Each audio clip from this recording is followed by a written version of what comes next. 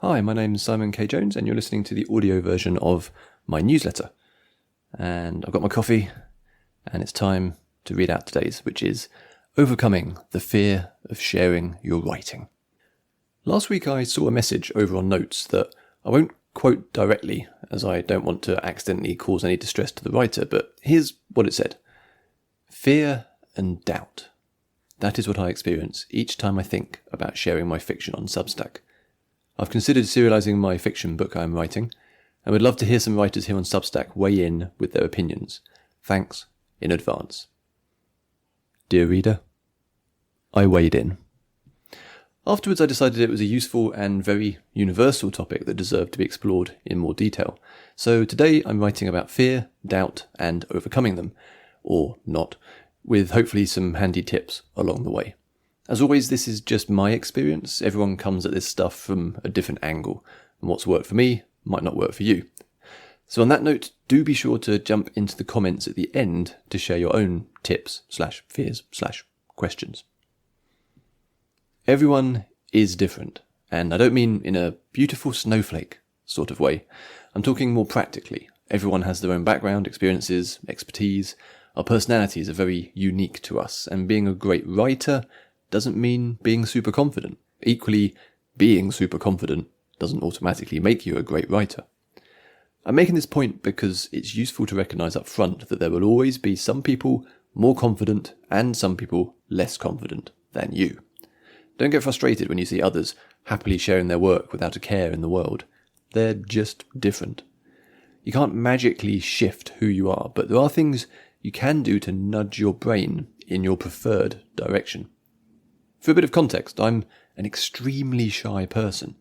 As a child, I'd say I was cripplingly shy, terrified of basic social interactions, always worried about making silly mistakes. I'd be the quiet one at the back of the class, hoping to not be noticed. These days, I'm happy sending this newsletter out to over 4,000 people, including with my fiction. I've spoken on panels in person and online. I've taught workshops. I don't say any of that to show off, because that's really not in my personality type, I promise you. But it's more to evidence that you can get from here to there if you want to. How to get past your fear. Let's do some tips. So number 1, self-describe as a writer. This is easier said than done. In fact, it's one of the hardest things to do if you're just starting out, but it's important, which is why it's up here at the top. Start practicing today, as it will take a while to get the hang of if you haven't yet. I am a writer. It can be difficult to say to yourself in the mirror, let alone to anybody else, especially if you're not yet published or if you haven't been published traditionally. The doubt can become overwhelming. Who are you to say that you're a writer if you still have a day job and scrabble about in the evenings to get the words down? Funny thing is, hardly any writers actually make a living from their writing, especially fiction writers. Even those you might consider successful and published via a major publisher most likely augment their earnings with teaching or working in a bookshop or a completely unrelated job. This is annoying, but also true. There's a very simple way, in fact, to identify if someone is a writer or not. And here it is. It's a big secret. Okay, here it comes. You ready? If you're writing, you're a writer. If you're not, you're not. So practice saying it. I'm a writer. The more you believe it, the easier everything else will become. And the tips I'm about to go into for the rest of this piece will kind of make more sense and be easier to follow if you believe that you are, in fact, a writer. So, tip 2, create a professional persona. You're a creative person. That's what the writing's all about, right? So it's time to use some of those skills on yourself and your work.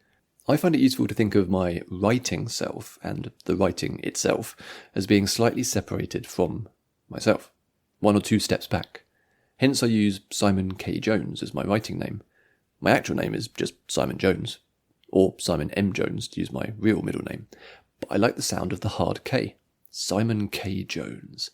Sounds more like a writer to me than Simon Jones. It's silly, but there it is.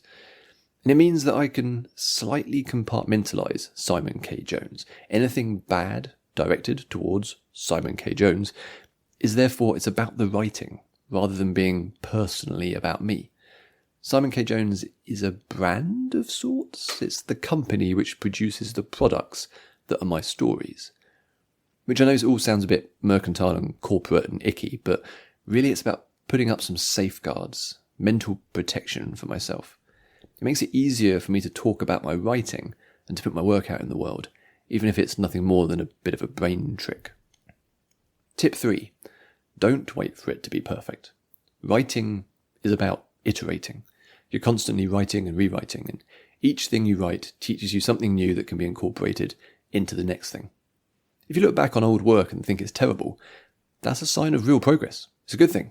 It means you've improved since then and are now producing better work. And if your old work still looks great to you, then maybe that's when you need to worry a little bit. But the logical conclusion here is that nothing you write will ever be perfect.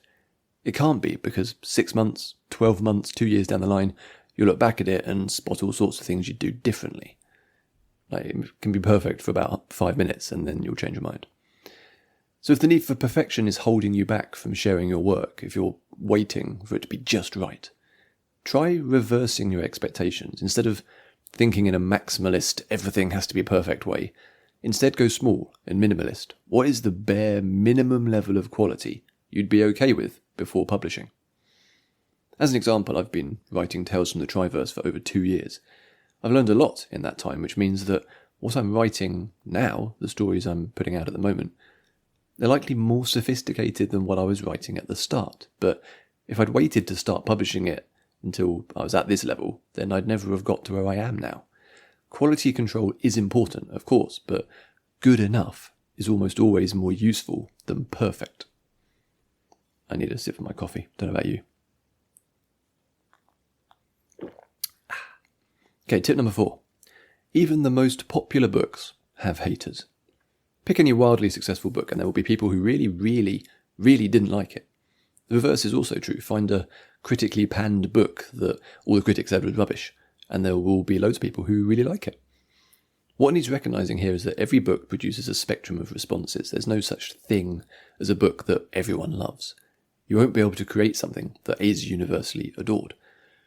This is actually quite freeing once you recognise this. All you need to do is write something that you will love. Do that, and some other people will feel the same way. There's no need to worry about negative reviews, because that's just part of being creative and taking risks. It's nothing personal. A range of responses to your work, if anything, is a sign that you've made something that is interesting. If everyone had the exact same response, it would be far less exciting. It will be a bit flat and boring. Tip 5. Be selective about when to engage. Whether you're publishing via a newsletter, somewhere like Wattpad, through an indie-published paperback, or by partnering with a major publisher, you will get feedback from readers at some point. This might be in the form of emails, letters, Goodreads reviews, Amazon reviews, comments on your blog, or in person at an event, and so on. There are too many stories of authors, including famous ones who should know better, wading into arguments about their own books. It's always ugly. General rule of thumb, if someone says something negative or leaves a bad review, just leave well alone. Your job is not to convince them to change their opinion. Them not liking your work doesn't mean your work is bad, it just means that specific person didn't like it, which, as we mentioned earlier, is fine and inevitable. Remember, even the most critically adored novels, or the biggest bestsellers, will have dissenting opinions. In the case of positive reviews, and depending a little bit on the context, a simple thank you can be welcome, on your own newsletter or website, for example. You probably don't want to be diving into like every Amazon review in that way though, because that would get kind of weird. And if someone directly asks a question of you, then by all means engage in conversation, but remember that you are the author, in capital letters. If readers are talking amongst themselves, for example, it's often best to stay out of it. Your presence could actually stifle the conversation. Anecdotally, my experiences with readers online has always been very, very positive. People haven't always liked my work, but they've always been friendly and often have provided actually very useful feedback that I've been able to take on board. I can count the number of actually nasty comments on one hand over, a 10-year period? And a lot of those nasty comments were clearly from idiots, so easily ignored. Tip number 6. Success is relative. Everyone has a different notion of success. You need to figure out what yours is. Is it subscribers, reader numbers, book sales, comments, mainstream reviews, literary awards? Fear of public failure can hold us back. So try not to compare yourself to others, because their measure of success could be completely different to yours, and they could be going about it in a different way. Especially with serial fiction, it's a long, slow game. And again, it's why you need to prioritise yourself as the main reader. Enjoy the process, write for yourself, and treat everything else as a bonus. Your own response to your work is the only time you can really have a measure of control and influence over what happens. Once it's out there, it's up to the audience, and that's a wild place to be. Tip 7. Put your stuff out for free. And this tip is likely going to sound a bit odd or even annoy some people, but to say up front then, yes, I do believe that writers should value their work and enjoy financial reward for their efforts. I'm also cognizant that we mostly live in a society that undervalues creativity, and that making a living as a creative person is really hard. My point here, though, is slightly different to that. If you are selling your writing, that immediately puts a value on it. Not a creative literary value, but a literal money cost. That then sets up a seller/consumer relationship between you and your readers instead of a writer/reader relationship. If somebody pays $5 for something, then they want to feel they got their money's worth. So if someone buys a product, like your book, and doesn't like it, they might feel disappointed. They could ask for a refund or leave a negative review. That can be quite dispiriting if you're literally just starting out. Alternatively, if someone gets something for free, the exchange is very different. There's less risk for all concerned. If someone doesn't like a piece of free fiction they read on the internet, they'll probably just move on. Other than time, they haven't lost anything. Therefore, putting your work out for free can predispose your readers to think in a more positive way, or a more generous way. If you're a new writer, like completely new, it's the first time you put your stuff out, this can actually be really helpful. And a bonus side effect is that you'll also be able to attract more readers rather than paywalling everything from the start. And importantly, you don't have to do this forever. And there are nuanced ways of doing it as well. For example, the paid option on my newsletter is primarily a patron-type gesture of support and or approval, rather than a direct exchange of money in return for goods. Because almost everything I publish is put out for free anyway. I'm not selling products in the traditional sense. Tip 8. Build a writer network. Something I've found immeasurably helpful over the years is to connect, I said that in a weird way, is to connect with other writers. Each new writer is a new point of reference for how this whole crazy business works. It's someone I can learn from. This can be done on a local level if you live somewhere where writers congregate. I'm in Norwich in the UK, which somebody once described as being the book equivalent of Los Angeles. Instead of actors, everyone here you meet wants to be a writer. I occasionally go to writing group meetups, which are always revealing. You can form networks online too. This is easier than ever thanks to the growing newsletter sphere. Subscribe and read other writers, dive into conversations that interest you, and generally raise your head above the parapet. Contributing to discussions on other people's newsletters and work can be a good way to start building your own confidence before publishing your own material. If you're using Substack for your newsletter, you also have the benefit of notes and recommendations, which increasingly provide excellent ways to network with other writers. It's a proper melting pot too, with writers from all over the world and at all stages of their careers. There aren't many places online where you can hang out with best-selling, critically revered legends and complete newcomers, and everyone in between. Tip 9. Go to events and dream of being on the panel. Next time you go to a literary festival or a book launch or connect to a webinar, as you're sitting in the audience listening to writers talk about their work and their craft, reserve a piece of your imagination and allow it to project yourself up onto that panel. I used to do this when I went to events at the Norfolk and Norwich Festival or attended London Book Fair. I always thought about how exciting it would be to actually be one of the speakers. Slowly, over time, that became a slight reality. I've been on panels at festivals, spoken at events, delivered workshops, been interviewed on podcasts. At some point, I moved from sitting in the audience to being on the stage.